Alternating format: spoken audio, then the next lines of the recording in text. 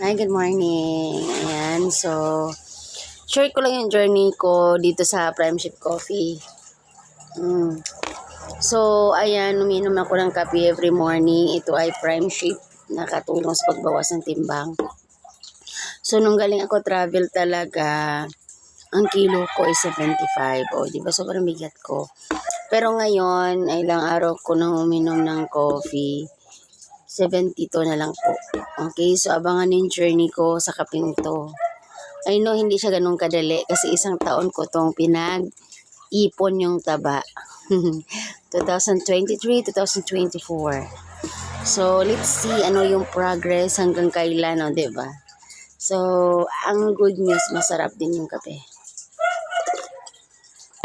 So, diba, medyo confident na tayo ng konti, hindi pa man ganun ka, ano talaga, bumawas yung timbang, pero at least paano may konting nabawas, o diba? So, see you for the next video.